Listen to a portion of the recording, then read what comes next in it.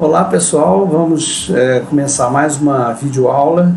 Agora é o módulo 5, que vai tratar do controle motor, da motricidade que somos capazes de ter na vida cotidiana. Então, a ementa é essa que vocês estão vendo aqui à esquerda. Vamos tratar primeiro dos músculos, que são os efetuadores periféricos, anatomia, histologia, bioquímica da contração muscular.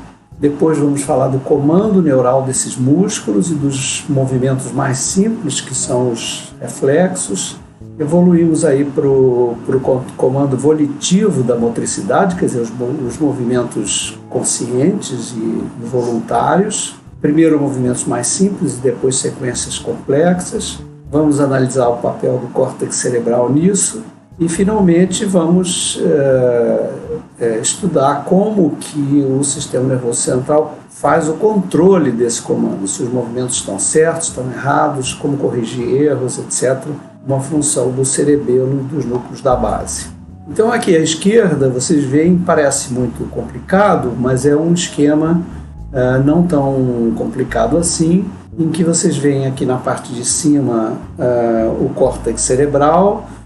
Nessa segunda camada eu tenho as regiões de controle, que estão em verde, as principais delas, controle da motricidade, se deu certo, se deu errado e como corrigir. Aqui em laranja vocês veem as regiões de comando, que seguem o comando maior do córtex motor cá em cima. E aqui embaixo a parte mais direta de comando, que é feita pela medula espinhal, principalmente, que projeta diretamente para os músculos. O que nós vamos fazer é na contramão. Vamos primeiro falar dos músculos, depois vamos para os motoneurônios e assim vamos subindo para entender melhor como é que se dá esse comando e controle da motricidade. E aqui vocês veem que a gente tem vários elementos. Tem elementos que são efetores, como os músculos. Tem outros que a gente chama de ordenadores, que são os que provêm o comando da contração muscular. Tem os controladores, que são, como já disse, aqueles que zelam pela correção dos movimentos planejados. Tem os receptores, os aferentes, que informam o cérebro sobre o andamento dos movimentos, e os planejadores, que são as regiões que fazem toda a programação dos movimentos em sequência, dos movimentos mais complexos. Então, começando pelos músculos, a gente pode ver aqui os 3 tipos principais de músculos: o músculo estriado esquelético, o músculo estriado cardíaco e o músculo liso. E aqui vocês têm umas figuras de histologia, como é que ao microscópio eles aparecem. Vejam que o músculo esquelético é estriado, a gente é capaz de ver ao microscópio as estrias desse músculo. Da mesma forma, o músculo cardíaco também é estriado, embora as estrias sejam menos nítidas. E o músculo liso é o músculo que fica nas vísceras e ele é, como o nome diz, liso. A diferença é que o músculo estriado esquelético tem uma contração mais forte, mais rápida, descontínua, quer dizer, ela começa, para com muita facilidade e ela é voluntária, são os movimentos que a gente faz voluntariamente no dia a dia. O músculo cardíaco não pode ser voluntário, ele tem que ser involuntário, porque o coração tem que bater automaticamente, continuamente, durante a vida toda. Então é uma contração forte, ela é rápida, mas ela é contínua, não pode ser interrompida e involuntária. E a musculatura das vísceras, que é basicamente o músculo liso, é uma contração mais fraca, mais lenta e involuntária, porque ela depende daquele peristaltismo que caracteriza a capacidade que as vísceras têm, por exemplo, de ir aos poucos conduzindo o bolo alimentar após a ingestão pela boca. Então, os músculos, eles se organizam em fibras musculares. Cada fibra muscular é uma célula, e é uma célula interessante porque ela é bem alongada, ela tem vários núcleos, é bem interessante, e cada fibra muscular dessa se organiza em miofibrilas, quer dizer, essa é uma ampliação de uma fibrazinha aqui, que está aqui no meio, e vocês veem que existem miofibrilas aqui dentro. Essas miofibrilas é que contêm as proteínas que contraem o músculo. Vocês aí podem ver aqui à direita um videozinho curtinho mostrando como o músculo se contrai. Vocês podem ver aqui dentro a existência de proteínas, a gente vai ver detalhes a seguir. Então essas proteínas são duas principais, mas existem outras, a actina e a miosina, que estão apontadas aqui pelas setas. E o que elas fazem? Elas se relacionam de uma tal maneira que uma como que grampeia a outra e puxa a outra num sentido. E isso faz com que aquelas estrias que caracterizam o músculo se unam, se corram umas sobre as outras como se fossem dois pentes intercalados, tá vendo? E com isso, essas duas barrinhas aqui, que são chamadas linhas Z, vão se aproximar uma das outras, tá vendo? E isso é que faz com que a gente tenha aquela figura que eu mostrei antes, tá vendo? Em que o músculo se encurta, promovendo a contração muscular. Muito bem. Mas quem, de fato, provoca essa contração muscular? É uma sinapse. É o sistema nervoso que produz axônios que vão terminar sobre a fibra muscular e essa fibra muscular vai se contrair sob comando neural. Então, o que vocês estão vendo aqui é a sinapse neuromuscular. É uma sinapse muito poderosa.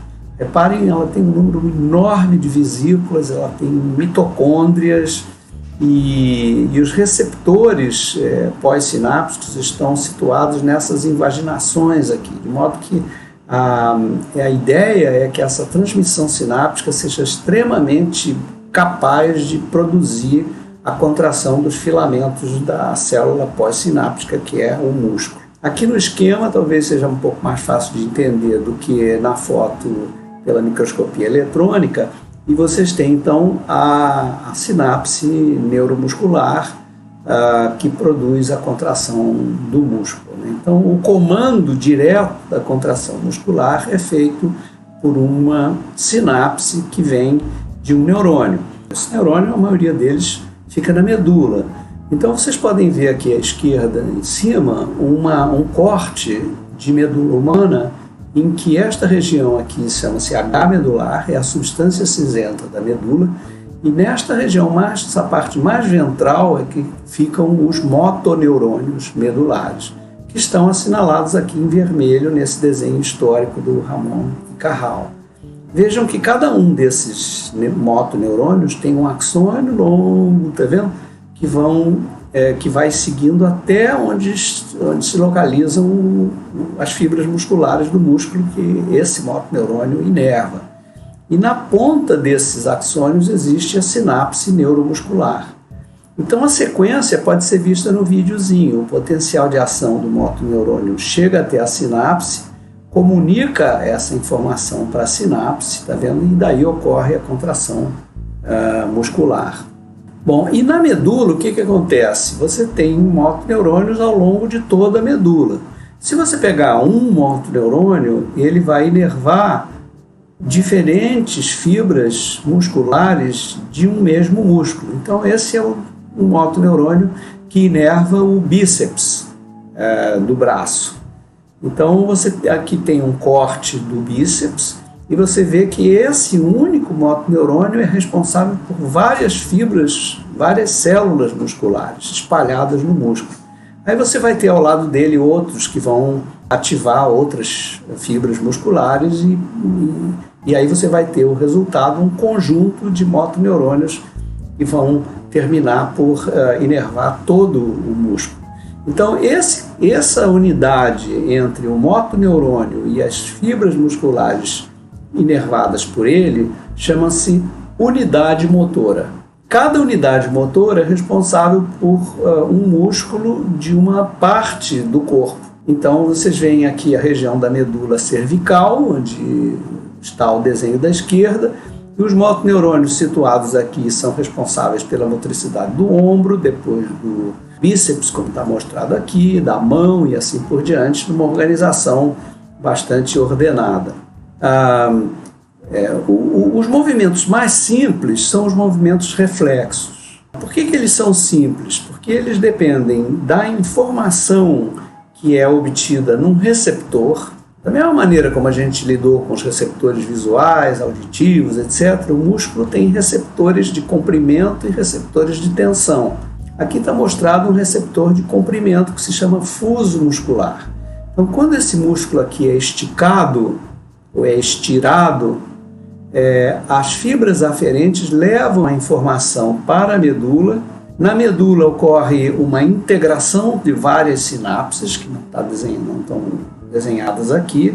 Então, a medula é o elemento integrador e, finalmente, o elemento ordenador de comando, propriamente, são aqueles motoneurônios que eu me referi antes. Então, esses motoneurônios vão para os músculos que precisam se contrair. Então, esse ciclo, esse reflexo é que é caracterizado, é que os médicos caracterizam quando eles batem com um martelinho no tendão.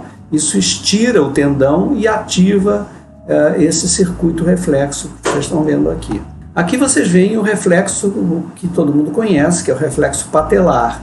O médico, ele percute o tendão do quadríceps da coxa, então ele faz um pequeno estiramento no quadríceps, o receptor capta isso, segue uma informação aferente para a integração sináptica na medula, e aí, neste caso deste reflexo, o trabalho é um pouquinho mais complexo, porque para a gente contrair a perna, precisa haver a contração do próprio quadríceps, que se chama agonista, para a perna ir para frente, o joelho ir para frente, e a inibição do músculo que fica atrás da perna, que é o chamado antagonista. Então você precisa contrair o agonista e inibir o antagonista. E isso vocês podem ver exageradamente em casos patológicos. Esta pessoa aqui do lado direito, na foto direita, tem uma hiperreflexia muito forte, né, uma reação forte à percussão, e essa aqui tem um reflexo pendular, quer dizer, uma percussão só provoca vários reflexos em sequência.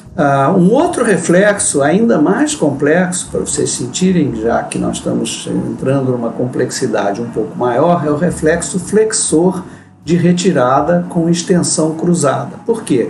Eu piso numa taxinha aqui, é um reflexo de origem periférica, eu sinto dor e eu tenho que tirar a perna da estimulação da taxinha, do preguinho. E isso, quer dizer, eu estimulo o receptor cutâneo, a informação aferente segue para a integração na medula, ocorre então várias coisas, porque eu tenho que tirar o pé do elemento que o feriu, então eu tenho que contrair o agonista para fazer a flexão da perna, inibir o antagonista e fazer uma extensão da perna oposta, porque senão eu caio. Então, a extensão da perna oposta significa transformá-la num pilar em que os músculos seguram a perna e não deixam que ela faça nenhuma flexão para a pessoa não cair. Essa integração sináptica está mostrada aqui à direita, e reparem,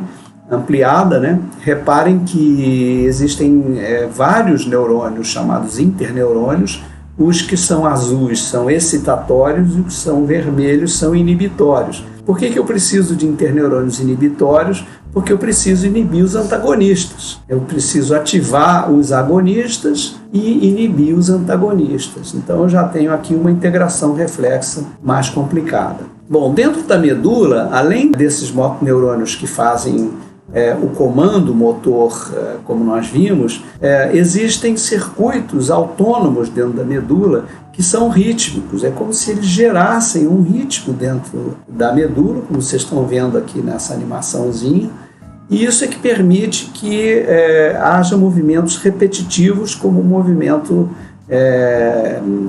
de caminhar, de correr, em que as pernas se movem numa sequência, os braços também na mesma sequência. Isso é automático, a gente comanda voluntariamente o começo, o fim, as mudanças de direção, mas depois a gente não pensa mais no assunto e a caminhada continua automaticamente. Aí vamos para os centros mais superiores. O que eles fazem? Eles são chamados ordenadores. São esses aqui em laranja, eu apaguei os demais para salientar os ordenadores. Aí você tem, como eles já estão situados mais acima no tronco cefálico e também no córtex, eu tenho vias descendentes. Então eu tenho que ter axônios que vão projetar até a medula para poder ativar esses movimentos. E os neurônios correspondentes se situam em regiões diferentes segundo as suas funções.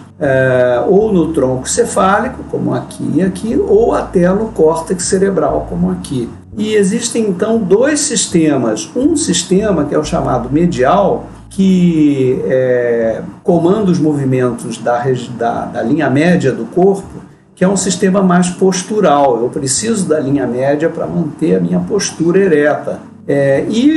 Um sistema mais lateral, que é muito ativo voluntariamente e que comanda as extremidades, as pernas e os braços. Aqui, ampliadamente, a gente vê que o sistema medial é composto por essas regiões, uma no mesencéfalo, que é o colículo superior, outra mais abaixo, que é a formação reticular, e os núcleos vestibulares.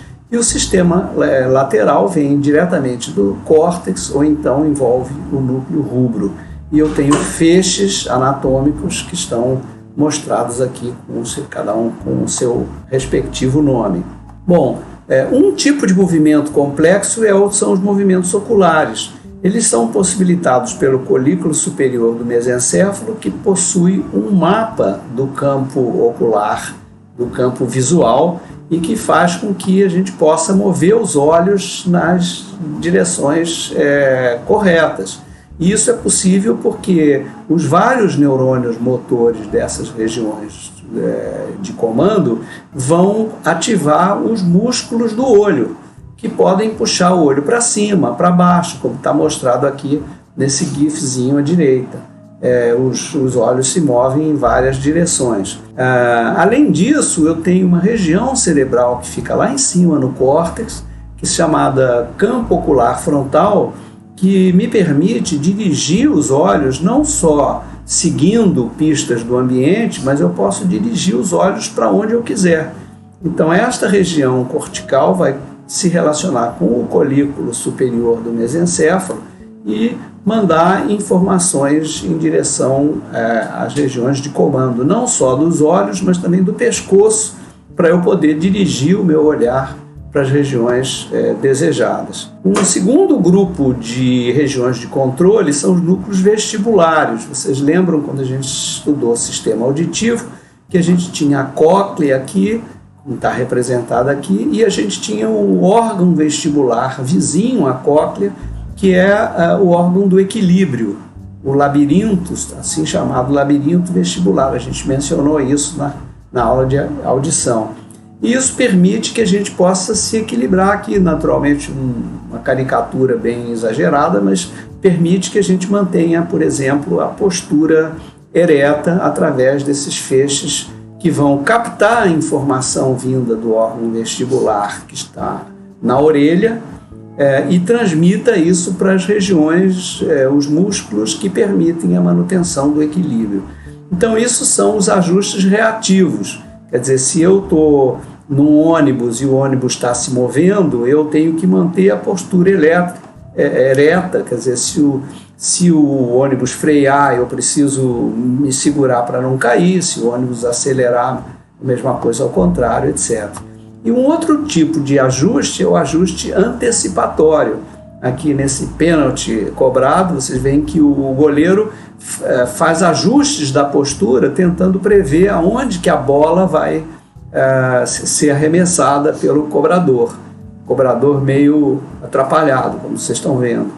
E a via que é responsável por isso é chamada a formação reticular, que está localizada no tronco encefálico. Além disso, acima de tudo, de todas essas regiões, está o córtex. O córtex, vocês podem ver nessa ressonância, a ativação de diversas regiões corticais por um movimento simples do polegar. Então você vai ativar diferentes áreas cerebrais, aqui estão duas delas, a área motora primária, a área motora suplementar e ainda uma região somestésica que vai responder ao tato correspondente ao movimento.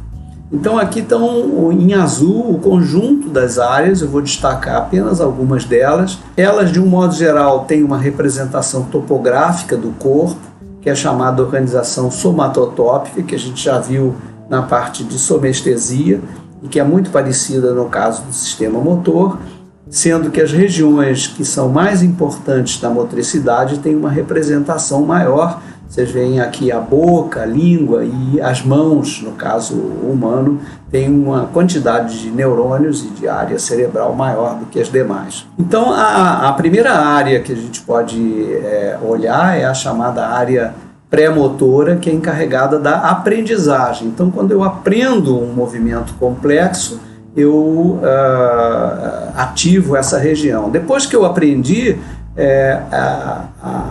o conjunto a sequência de movimentos aprendidos vai ser armazenado numa outra área, que é a motora suplementar, que me permite que eu toque a música aqui já meio que automaticamente.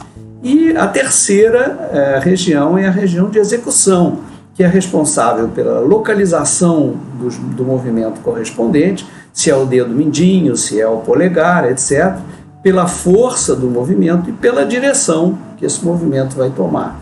Então essas três são as três principais áreas motoras de comando dos movimentos.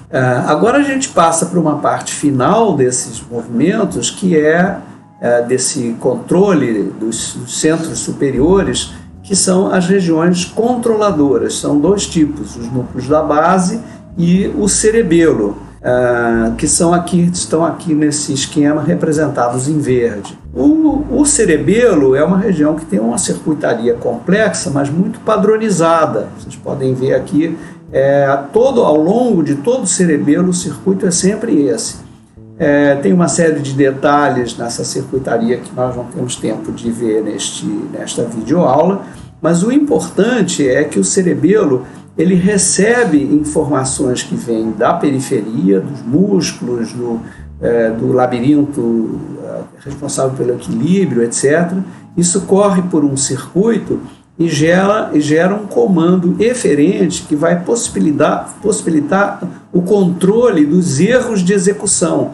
Então, se eu quero mover o meu braço na direção de um copo, por exemplo, esse movimento é monitorado pelo cerebelo e eu tenho que achar o movimento correto para chegar no copo. Eu não posso ir para a esquerda nem para a direita, e esse controle, então, é feito pelo cerebelo.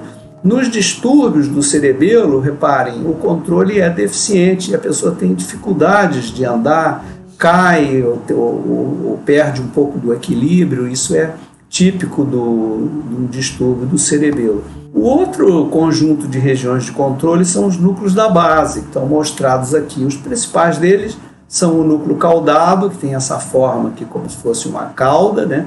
E no centro o corpo estriado, que tem também suas subdivisões. Aí dentro desses núcleos da base existem diferentes circuitos, como vocês estão vendo aqui, as subdivisões.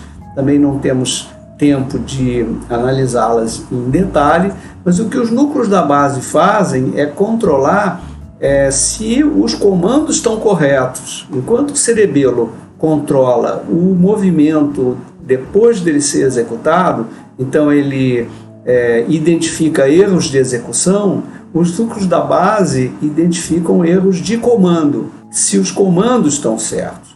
E aí, quando o indivíduo, e os circuitos são esses que estão mostrados aqui, muito sinteticamente, mas quando o indivíduo tem uma série de doenças deste circuito, ele perde o controle do comando dos movimentos certos. Então, essa aqui é uma doença de Parkinson grave, em que a pessoa não consegue controlar os movimentos e fica com esse tremor que vocês estão vendo aqui, que é extremamente incapacitante.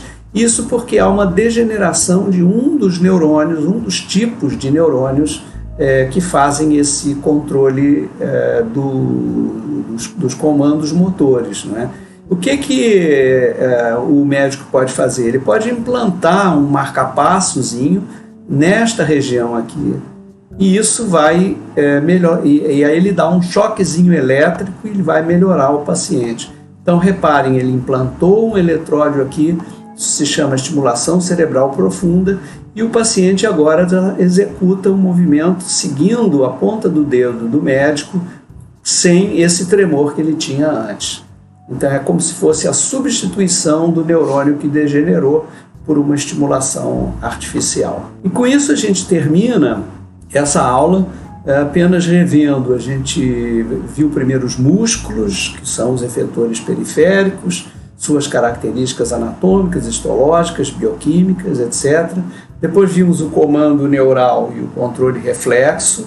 Depois o comando voluntário da motricidade, desde movimentos simples até sequências mais complexas. E, finalmente, como é que o sistema nervoso central faz o controle da execução e o controle do comando, através do cerebelo e dos núcleos da base.